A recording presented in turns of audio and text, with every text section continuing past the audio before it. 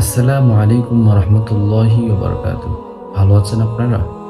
গত কিছুদিন আগে সূরাতুল ফাতিহা নিয়ে চমৎকার একটি ভিডিও বানিয়েছিলাম এবং ভিডিওটি পোস্ট করার পর আমি আপনাদের মন্তব্য জানতে চেয়েছিলাম যে কার কেমন লেগেছে কিংবা কার উপকারে এসেছে কিনা ভিডিওটি জানাতে। তো অনেকেই কমেন্টে আমাকে অথবা ইনবক্সেও জানিয়েছেন যে ভিডিওটি অনেক ভালো লেগেছে এবং ভিডিওটি অনেক উপকারে এসেছে। সত্যি কথা বলতে আমি নিজেও এই ভিডিও থেকে অনেক উপকৃত হয়েছি। আপনাদের এত সুন্দর সুন্দর মন্তব্যগুলো পড়ার পর এবং আপনাদের মূল্যবান মন্তব্য জানার পর আমার মনে হয়েছে যেহেতু সূরাতুল ফাতিহা নিয়ে ভিডিও করেছি, এখন সূরাতুল বাকারা নিয়ে একটা ভিডিও বানাই। এই ভিডিওগুলোকে আমি আসলে তাফসিরের মধ্যে ফেলতে চাই না অথবা বলি না যে এগুলো তাফসির, তবে এতটুকু বলতে পারি এই ভিডিও যদি আপনি পুরো ভিডিওটা দেখেন তাহলে অন্তত আপনি এতটুকু উপকৃত হবেন, যেই সূরা নিয়ে আমি ভিডিওটা করব ওই সূরার সম্পর্কে আপনার সংক্ষিপ্ত একটা মানচিত্র আপনার মাথায় চলে আসবে। এই সূরার সাথে আপনি এমনভাবে পরিচিত হবেন যে আপনার মনে হবে এই সূরাটা আপনার অনেক চেনা এবং কোন জায়গায় কোন সম্পর্কে আলোচনা করা হয়, কোন বিষয় সম্পর্কে আলোচনা করা হয়েছে, এই সূরার মধ্যে কি কি ঘটনাবলী আছে, কোন কোন ঘটনা আল্লাহ তাআলা বর্ণনা করেছেন, এই ধরনের একটা সংক্ষিপ্ত মানচিত্র আপনার মাথায় চলে আসবে। তখন আপনার বুঝতে, অর্থাৎ 30 পারা কোরআনের মধ্যে যে 114টি সূরা, এই সূরাগুলো বুঝতে আপনার খুব সহজ হবে। এই জন্য মূলত ভিডিওটা করা। ভূমিকাটা লম্বা না করে আমরা মূল ভিডিওতে চলে যাই। সূরা আল বাকারা, এই সূরাটি হচ্ছে মাদানী এবং এর আয়াত সংখ্যা হচ্ছে 286। এই সূরার কয়েকটি নাম রয়েছে, তার মধ্যে একটি হচ্ছে আল বাকারাতু, অর্থ হচ্ছে গরু, আজ-জাহরা অর্থ হচ্ছে উজ্জ্বল, আস-সালামু অর্থ হচ্ছে শিকড়, আল ফুসতাতু অর্থ হচ্ছে তাবু। এই যে নামগুলো এই সূরার কেন রাখা হয়েছে সে সম্পর্কে আমরা জানব। আল বাকারাতু গরু, সূরাটিতে গরু নিয়ে একটি ঐতিহাসিক ঘটনা বর্ণিত হয়েছে। এই ঘটনায় বান্দাদের জন্য রয়েছে এক মহাশিক্ষা, আর তা হলো কোনো ধরনের অজুহাত ও গরিমসি ব্যতীত আল্লাহ তাআলার সকল হুকুম ও বিধান মাথা পেতে গ্রহণ করা এবং বাস্তবায়ন করা।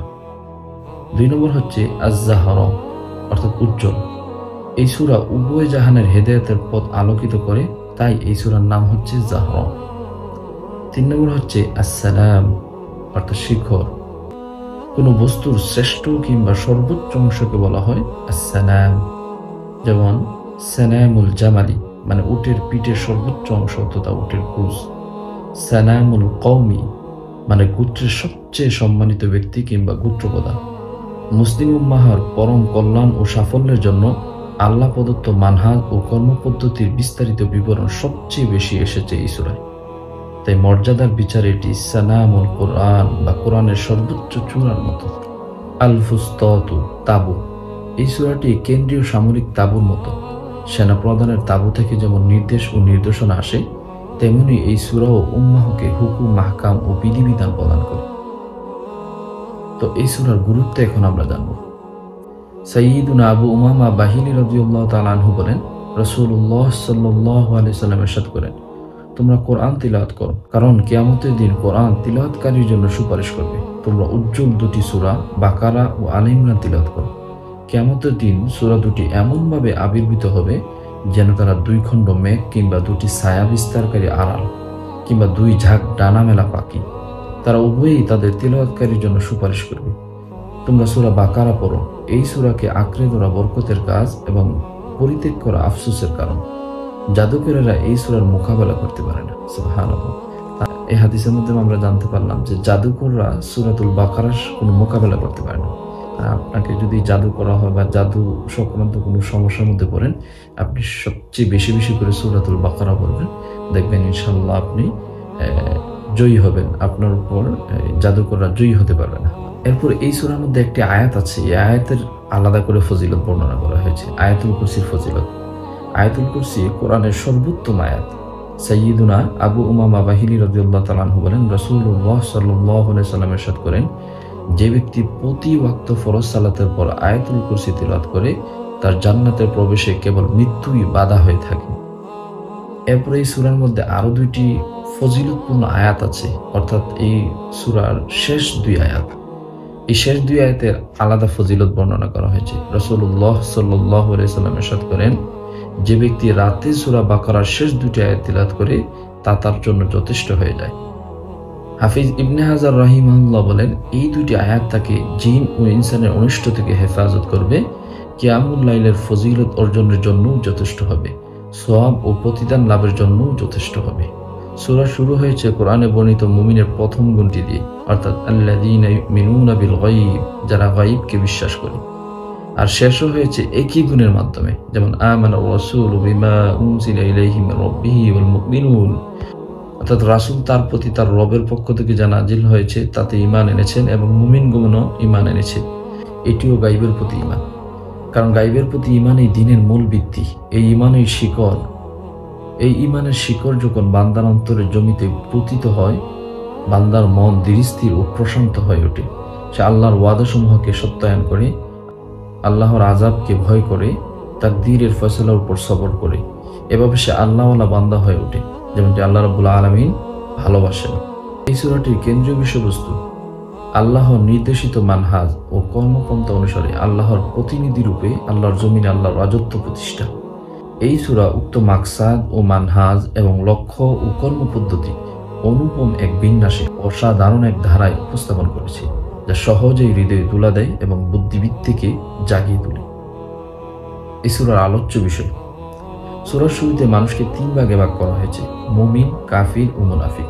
সেই সঙ্গে প্রত্যেকেরই বৈশিষ্ট্য সুস্পষ্ট ভাষায় বিবৃত হয়েছে 2 নম্বর আয়াত থেকে 20 নম্বর আয়াত পর্যন্ত। তারপর দ্বীন ইসলামের মৌলিক তিনটি ভিত্তি তাওহীদ, রিসালাত ও আখিরাত নিয়ে সারগর্ভ আলোচনা এসেছে।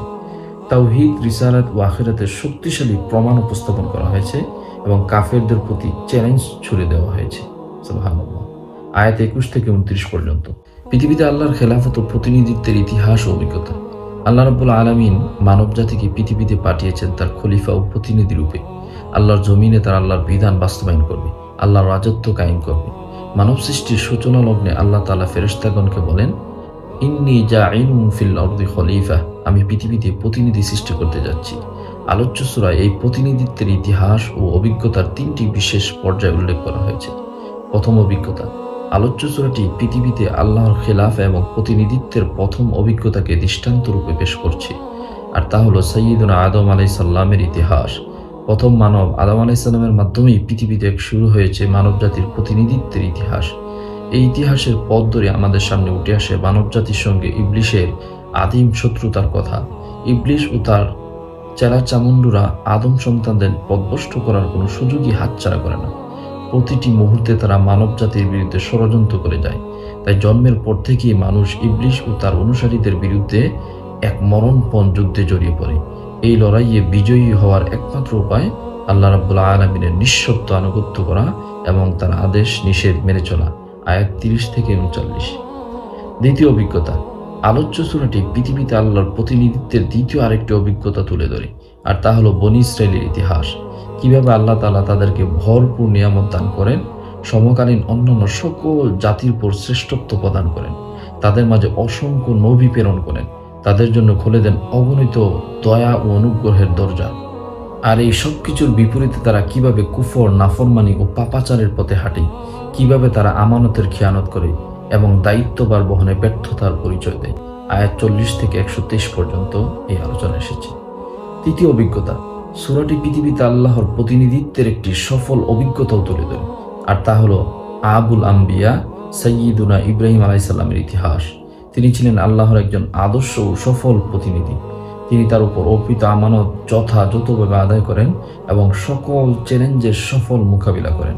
আয়াত 124 থেকে 141 পর্যন্ত এই আলোচনার সারাংশ হলো, সূরাটি ভূমিকা স্বরূপ প্রথম অভিজ্ঞতাটি তুলে ধরে, তারপর একটি সফল অভিজ্ঞতার বিবরণ দিয়ে আলোচনার ইতি টানে, যাতে আমাদের আত্মবিশ্বাস ও মনোবল বৃদ্ধি পায়, আর উভয়ের মাঝে একটি ব্যর্থ অভিজ্ঞতার বিবরণও পেশ করে, যাতে আমরা সবক হাসিল করি এবং ভুল থেকে শিক্ষা গ্রহণ করতে পারি।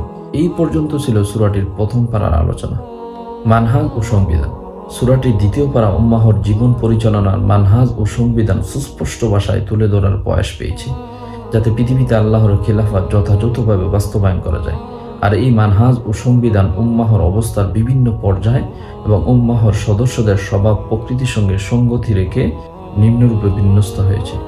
পূর্ববর্তী উম্মত সমূহের বিচারে উম্মতে মুহাম্মদীর স্বাতন্ত্র্য ও বিধিবিধানে পার্থক্য নিরূপণ এবং পূর্ববর্তীদের কর্ম ও দায়ভার থেকে তাদের মুক্তি। আয়াত 104, 6 এবং 141 পর্যন্ত। 2 নম্বর হচ্ছে স্বাতন্ত্র্য ও পার্থক্য নিরূপণে মধ্যমপন্থা ও ভারসাম্য। আয়াত 158।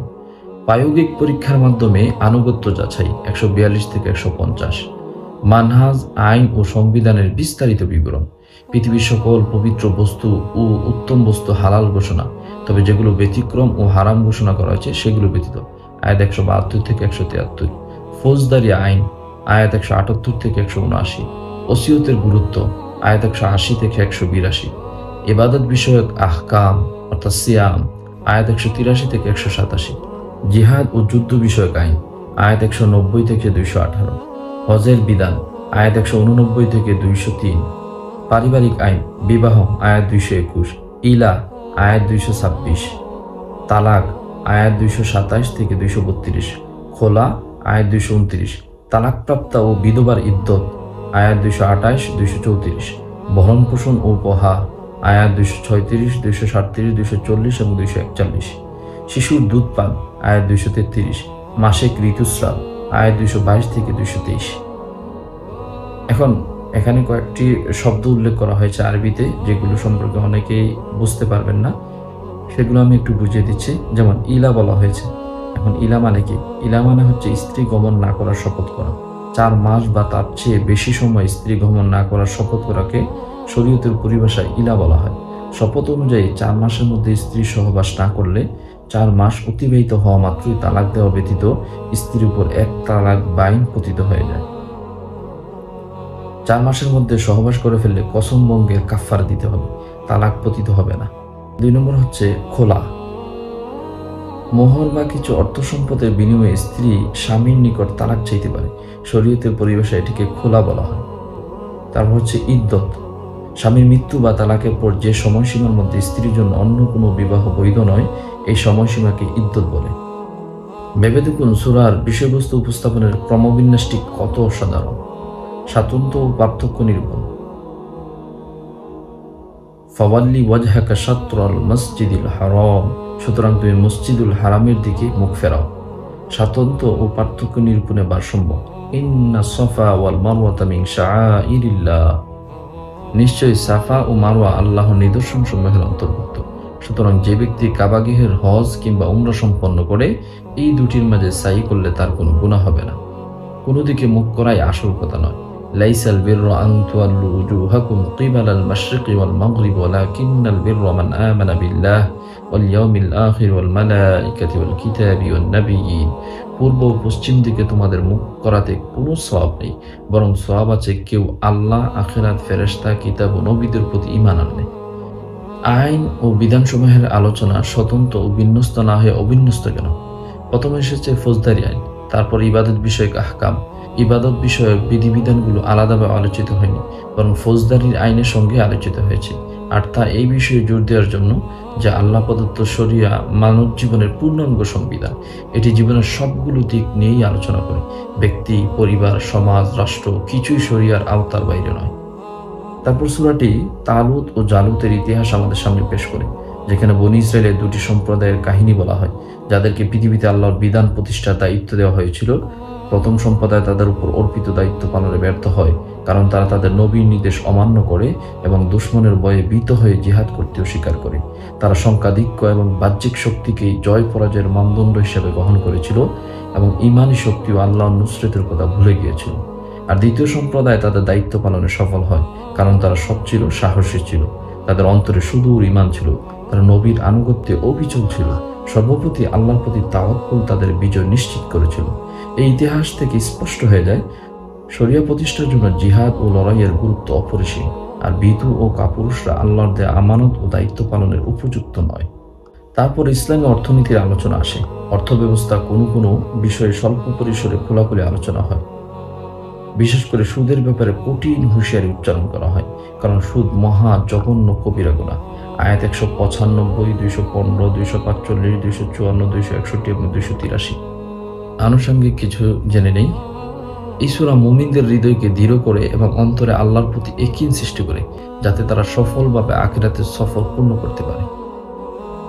উজাইর আলাইহিস সালামের গল্প, আয়াত 259। নমরুদ এবং ইব্রাহিম আলাইহিস সালামের গল্প, আয়াত 258। ইব্রাহিম আলাইহিস সালাম ও পাখি জীবিত করার গল্প, আয়াত 260। মৃত সম্প্রদায়ের গল্প, যাদেরকে আল্লাহ পুনরায় জীবিত করেন, আয়াত 243।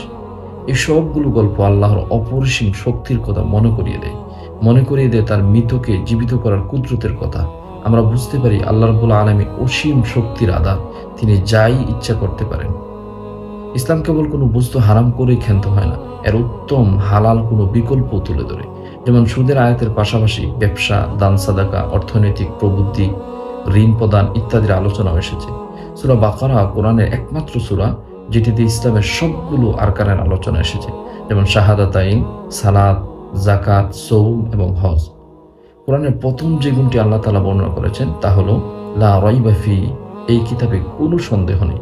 নিঃসন্দেহে কোরআনের প্রতিটি অক্ষর সত্য ও বিশুদ্ধ। এটি অবিশ্বাসীদের জন্য এক ওপেন চ্যালেঞ্জ। কোনো বিদগ্ধ লেখক এই চ্যালেঞ্জের মোকাবেলা করার সাহস রাখে না। সাহাবা থেকে শুরু করে আজ পর্যন্ত ইসলামের আলিমগণ পুরো জগৎকে এই চ্যালেঞ্জ জানিয়ে আসছেন, তোমরা কোরআনের একটি মাত্র ভুল বের করে দেখাও। কিন্তু আজকের দিনটি পর্যন্ত কেউ এই দুঃসাহস করেনি, কিয়ামত পর্যন্ত কেউ করতেও পারবে না ইনশাআল্লাহ। মুত্তাকিদের প্রথম যে গুণটির কথা আল্লাহ তাআলা বর্ণনা করেছেন তা হলো আল্লাযীনা ইউমিনুনা বিল গায়ব, তারা গায়বের প্রতি ঈমান আনে। একই সূরার শেষেও তাদেরকে একই গুণে বিশেষিত করা হয়েছে। আমানার রাসূলু বিমা উনজিলা ইলাইহি মির রাব্বিহি ওয়াল মুমিনুন, রাসূল তার প্রতি তার রবের পক্ষ থেকে যা নাযিল হয়েছে তাতে ঈমান এনেছেন এবং মুমিনগণও ঈমান এনেছে। এখান থেকে বোঝা যায় আকীদাই হলো দ্বীনের আসল জিনিস, আর আকীদা হলো অন্তরের আমল। আল্লাহ রাব্বুল আলামিন মানুষের আকার আকৃতি দেখেন না, দেখেন তার অন্তর। আল্লাহ রাব্বুল আলামিন ইলম দান করে মানুষকে সম্মানিত করেছেন। আল্লাহ তাআলা বলেন ওয়া আল্লামা আদামাল আসমাআ কুল্লাহা, আর তিনি আদমকে যাবতীয় নাম শিক্ষা দেন। তিনি আরো বলেন খলাকাল ইনসান আল্লামাহুল বায়ান, তিনি মানুষকে সৃষ্টি করেছেন, তাকে ভাষা শিখিয়েছেন। মুসা আলাইহিস সালাম বলেন আউযু বিল্লাহি আন আকুনা মিনাল জাহিলিন, আমি জাহিলদের অন্তর্ভুক্ত হওয়া থেকে আল্লাহর কাছে পানা চাই। সবচেয়ে উত্তম ইলম হলো যা বিশ্বজগতের স্রষ্টা সর্বজ্ঞানী আল্লাহ তাআলার কাছ থেকে আসে। তাওবার তৌফিক ও তওবা কবুল দুটি আল্লাহর রহমতেই হয়। যেমন আল্লাহ তাআলা প্রথমে আদম আলাইহিস সালামকে তাওবার তৌফিক দান করেন, ফাতালাক্কা আদম মির রাব্বিহি কালিমাত, আদম তার রবের কাছ থেকে কিছু কথা শিখে নেয়, তারপর তিনি তওবা কবুল করেন, ফাতাবা আলাইহি ইন্নাহু হুয়াত তাওয়াবুর রহিম, তারপর তিনি আদমের তওবা কবুল করেন, নিশ্চয়ই তিনি তওবা কবুলকারী অতি দয়ালু। এমন দৃষ্টান্ত কোরআনে প্রচুর রয়েছে, আর এটি বান্দার প্রতি আল্লাহর ব্যাপক রহমতের নিদর্শন। আপনি মানুষের এমন অনেক কাজের কথা শুনবেন যেগুলো মানুষ কেন কোনো জানোয়ারও করার কথা চিন্তা করে না। এতে আশ্চর্য হওয়ার কিছু নেই, কারণ অনেক মানুষ আছে যাদের হৃদয় পাথরের চেয়েও কঠিন হয়ে যায়।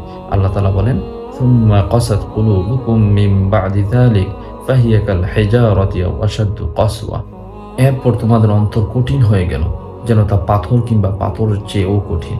আল্লাহ তাআলা বলেন ওয়া কুলনা ইয়া আদাম উসকুন আনতা ওয়া যাওজুকাল জান্নাহ, আমি বললাম হে আদম তুমিও তোমার স্ত্রী জান্নাতে অবস্থান করো। অন্য আয়াতে বলেন ওয়া ইয়া আদাম উসকুন আনতা ওয়া যাওজুকাল জান্নাতা, হে আদম তুমিও তোমার স্ত্রী জান্নাতে অবস্থান করো। আল্লাহ রাব্বুল আলামিন বলেছেন তোমরা অবস্থান করো। এখান থেকে বোঝা যায় তাদের জান্নাত থাকার সময়টি বেশি দীর্ঘ হবে না, কারণ আল্লাহ তাআলা আদম আলাইহিস সালামকে দুনিয়ায় তার খলিফা হিসেবে প্রেরণ করার জন্য সৃষ্টি করেছেন। আল্লাহ তাআলা বলেন ওয়ালাম্মা জাআহুম রাসূলুম মিন ইনদিল্লাহি মুসাদ্দিকুন লিমা মাআহুম নাবাযা ফারিকুম মিনাল্লাযীনা উতুল কিতাবাল্লাহি ওয়ারা'a যুহুরিহিম কাআন্নাহুম লা ইয়ালামুন ওয়াত্তাবা'উ মা তাতলু শায়াতিন। যখন আল্লাহর পক্ষ থেকে তাদের কাছে একজন রাসূল এলেন, তিনি তাদের কাছে বিদ্যমান কিতাবের সত্যায়ন করেন, তখন আহলে কিতাবের একটি দল আল্লাহর কিতাবকে এমনভাবে পশ্চাতে নিক্ষেপ করলো যেন তারা এই সম্পর্কে জানেই না, এবং তারা শয়তান যা আবৃত্তি করে তার পথ অনুসরণ করল। ইবনে সাদি বলেন যে ব্যক্তি আল্লাহর ইবাদত পরিত্যাগ করে সে শয়তানের পূজায় জড়িয়ে পড়ে। যে ব্যক্তি আল্লাহর পথে ব্যয় করে না তার সম্পদ শয়তানের পথে ব্যয়িত হয়। যে ব্যক্তি আল্লাহর গোলামি করে না সে মানুষের গোলামে পরিণত হয়। যে ব্যক্তি হককে প্রত্যাখ্যান করে সে বাতিলের পথে পা বাড়ায়। অনুরূপভাবে ইহুদিরা যখন আল্লাহর কিতাবকে পশ্চাতে নিক্ষেপ করলো তখন শয়তানের অনুসারী হয়ে গেল। এটি জগতের চিরন্তন নিয়ম এবং আসমানি হিকমত। আল্লাহ তাআলা বলেন ইয়া আইয়ুহান নাস উ'বুদু রাব্বাকুমুল্লাযী খালাকাকুম ওয়াল্লাযীনা মিন ক্বাবলিকুম লাআল্লাকুম তাত্তাকুন। হে মানুষ, তোমরা তোমাদের সেই রবের ইবাদত করো যিনি তোমাদের এবং তোমাদের পূর্ববর্তীদের সৃষ্টি করেছেন, যাতে তোমরা মুত্তাকি হতে পারো। যিনি পৃথিবীকে তোমাদের জন্য বিছানা এবং আকাশকে ছাদ বানিয়েছেন এবং আকাশ থেকে পানি বর্ষণ করেছেন, যা দিয়ে তোমাদের জীবিকার জন্য ফলমূল উৎপাদন করেন। সুতরাং তোমরা জেনে বুঝে কাউকে আল্লাহর সমকক্ষ সাব্যস্ত করো না। উল্লিখিত আয়াত দুইভাবে মানুষকে আল্লাহ ইবাদতের দাওয়া প্রদান করে। এক, মানুষের সামনে দলিল উপস্থাপন করছে যে তাদেরকে আল্লাহ সৃষ্টি করেছেন এবং আসমান ও জমিনও আল্লাহ সৃষ্টি করেছেন, তিনিই তাদের জন্য বৃষ্টি বর্ষণ করেন এবং রিজিক দেন। দুই, বান্দাদের জন্য রবের দেয়া নেয়ামতগুলো বেশ সুন্দরভাবে তুলে ধরেছেন। প্রথমত আয়াতটি বলছে আল্লাহ তাআলা তাদেরও রব এবং তাদের পূর্বপুরুষদেরও রব। তিনি তাদের এবং তাদের পূর্বপুরুষদের সৃষ্টি করেছেন এবং লালন পালন করেছেন, আর স্রষ্টাই ইবাদতের হকদার। তারপর দ্বিতীয় আয়াতটি বান্দাদেরকে দেওয়া আল্লাহর নিয়ামত সমূহের কথা তুলে ধরেছেন, কারণ যিনি নিয়ামত দান করেন তিনি ইবাদত ও শুকর পাওয়ার উপযুক্ত। আয়াতের এই অংশগুলো নিয়ে ফিকির করুন। জাআলা লাকুমুল আরদা ফিরাশা, তোমাদের জন্য জমিনকে বিছানা বানিয়েছেন। ফাআখরাজা বিহি মিনাস সামারাতি রিজকান লাকুম, যা দিয়ে তোমাদের জীবিকার জন্য ফলমূল উৎপাদন করেন। তাহলে আপনি আপনার প্রতি আল্লাহর দয়া ও ভালোবাসা উপলব্ধি করতে পারবেন। এই আয়াতের সবচেয়ে বড় উদ্দেশ্য হচ্ছে তাওহীদ। এতটুকুই ছিল আজকের এই আলোচনা। আশা করি অনেকগুলো জিনিস আপনারা বুঝতে পেরেছেন। ভিডিওটি অনেক লম্বা হয়ে গেছে, তবুও আমি আশা রাখি যারা একটু উপকারী ভিডিও দেখতে চান তারা এই ভিডিওটা ভালো করে দেখবেন ইনশাল্লাহ।